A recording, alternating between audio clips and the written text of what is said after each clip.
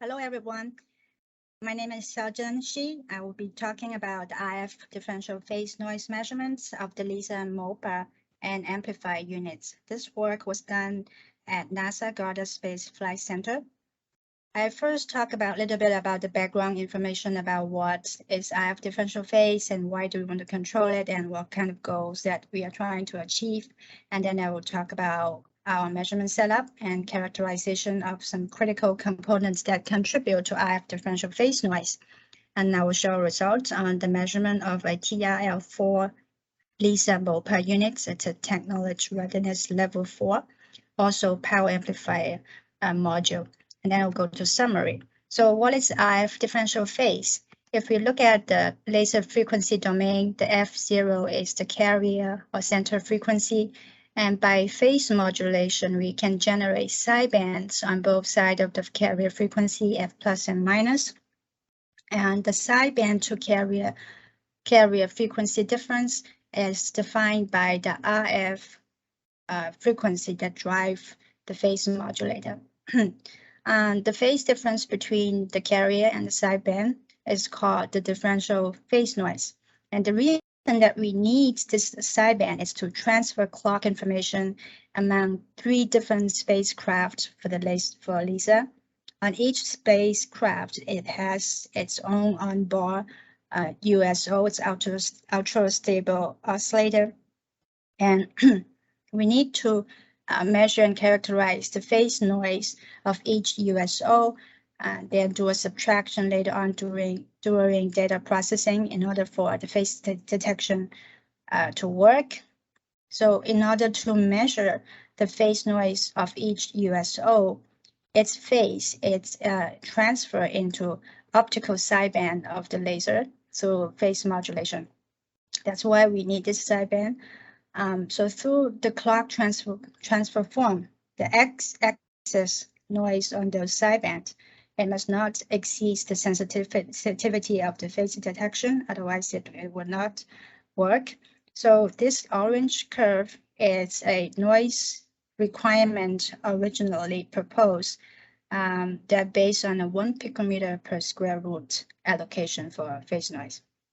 And it turned out to be a very difficult target to meet because the phase noise measurement is a very sensitive measurement, and we have very limited knowledge on all the noise source. So our goal here is try to quantify as much as we can on the known sources for a noise source, for the noise, and try to minimize them.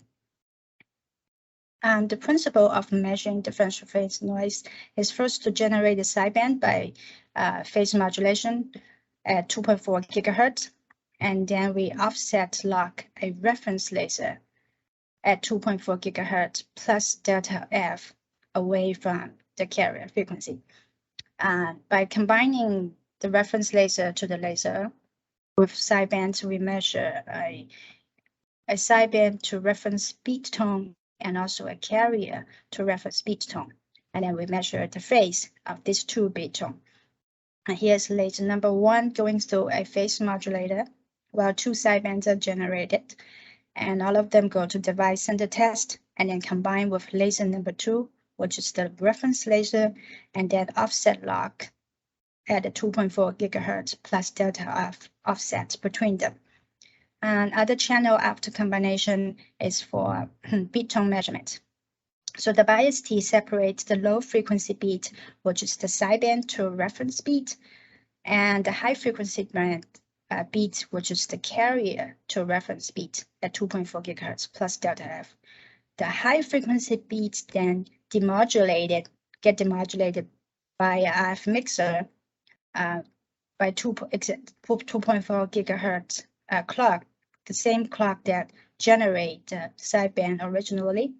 So after demodulation, it will be at delta F frequency, and then we measure the phase of these 2 channels by a phase meter.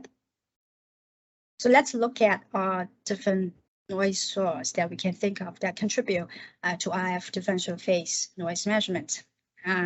It could from the fundamental noise in the gain fiber during amplification.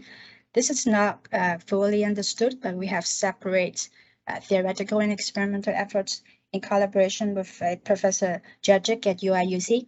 And there are examples of non-fundamental noise that, for example, the measurement noise from the measurement electronics, from the phase meters, from the photodetectors, and also coupling from temperature noise to differential phase noise. There are also practical noise in the lab, like the optical interference from reflection, from components, noise from RF cables and connectors, and from electronic circuits, and also external environmental factors such as mechanical, low-frequency mechanical vibration, and so on. And this talk will be focused on characterization of the phase meter, the photodetector, and system interface temperature and gain fiber temperature. To characterize the phase meter, we send RF signals, split it into two, and send it to a phase meter. Now, because the channel 1 and 2 are basically identical signal, so whatever difference in phase measurement, it comes from the measurement error from the phase meter. So we do observe as we increase the input frequency, this measurement error increases linearly, and we can find a sweet spot about 100 to 200 kilohertz that give the minimum measurement error from the phase meter that we use. This is a noise spectrum comparison of a 128 kilohertz RF signal as compared to a 4 megahertz RF signal. So by choosing an optimized frequency, we can minimize the noise from the phase meter to more than 100 times below the requirement. And then we're going to talk about the photodetector. Photodetector is a very critical component because that's where the optical beat tone get transferred into microwave information. And we do observe and measure amplitude modulation to phase modulation conversion. So we use a normalized amplitude to phase conversion factor to compare 4 different photodetectors. And we do the same for all of them at different current level. And there are 2 things that we learn from this characterization. At higher currents, it generally has a higher conversion factor. So in order to minimize the coupling from any power fluctuation from the system into phase noise, we would like to control the current to be less than 1 milliamps. For example, this is a spectrum from the phase meter, and these red and blue are the same setup, same photodetector, but we operate at different power level, different current level. So we can see that by reducing the current level, the differential phase noise actually gets significantly reduced. And the second thing that we learn is actually simple diode without extra circuits actually perform better. And these 2 detectors, for example, are both from Thor Labs. And the DET08 is a simple diode without complicated electronic circuits, while this purple one has its internal circuit, which itself may give an extra high differential phase noise to the measurement. Then in this set of experiment, we try to characterize the differential phase response to temperatures. We know that a lot of components are sensitive to temperatures, such as the phase modulator, the RF mixer, the power splitter, RF cable, as well as optical fiber. And they could couple any temperature fluctuation into phase noise. And the goal of this experiment is try to measure what's the coupling coefficient and understand how stable that we need to control our temperature. This experiment on the left is the change of differential phase versus of the cold plate, the coolant temperature. We mount all the temperature sensitive components onto a cold plate and enclose by a styrofoam box, and vary the coolant temperature slowly and see how the differential phase responds. We do it heating up and also cooling down, and overall we measure 2.28 milliradian per Kelvin. which transfer into a stability requirement of less than 0.26 degrees C per square root of Hertz. And we know that our temperature control is much lower than this. And the other set of experiment is looking at the gain fiber temperature. And the gain fiber is housed in a fiber tray sitting on a TEC controller, TEC, and we vary the TEC temperature setting and look at how the differential phase responds. And overall, we measure about 5.82 milliradians per Kelvin, and it transferred to a stability requirement of less than 0.1 degrees C per Hertz, square root of Hertz. And for our TEC controller, it can control 1 millikelvin stability. So we know that the temperature noise at this part is not our limiting factor. So we we look at the phase meter, we look at the photodiode, and we look at the temperature to phase coupling. Now we put everything in a styrofoam enclosure and measure the temperature noise of the room, and then inside this enclosure. And we measure the differential phase noise without the enclosure, which is the pink spectrum, and also with the styrofoam enclosure and temperature stabilization. And we noticed that the styrofoam enclosure helps greatly to reduce the temperature noise of the whole setup by 10 to 20 dB over the spectrum. The pink phase noise spectrum without enclosure, if we use this room temperature noise times the temperature coupling coefficient that we measure over here, we know that the pink spectrum is limited by the room temperature noise. And the blue one is, while we have the enclosure and active temperature control, it reduced the differential phase noise significantly. Now we are about 5 times below the new suggested requirement. And we also can see that the differential phase noise reduction is not as much as the temperature noise reduction as compared on the left. And that's actually a good indication that the current measure noise floor is not limited by the temperature noise. So using this setup, we measure a TRL 4 Lisa mole per module, which is this enclosed aluminum box. We did a free space output coupling and also fiber coupling. Compare the results, and both results, in both cases, the noise is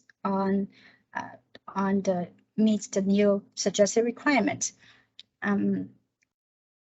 We have a similar mole per module that gets sent to CSEM for evaluation, and that module shows a higher noise at below 1 megahertz, and the costs are still under investigation. Again, with the same setup, we put the fiber amplifier module into the measurement and measure how much excess noise that caused by the fiber amplifier module. And again, the blue one is the noise floor, and the pink one is the noise after the amplifier, but without any pumping. The green one is where the amplifier is operated at 1 watt output power. The red one is where the amplifier is operated at 2 watts output power. The black curve is also a 2 watts output, but at a different fiber amplifier module. So what we can see is, as the power increase, we see an increase of differential phase noise.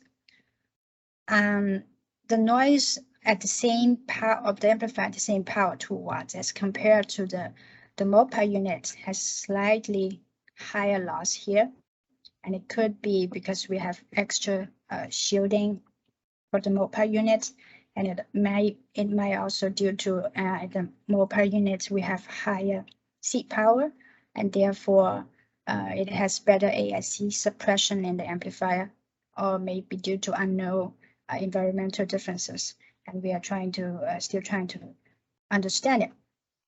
So to summary, I'd like to highlight that the RF differential phase noise is very important for LISA as it directly limits the clock noise cancellation performance.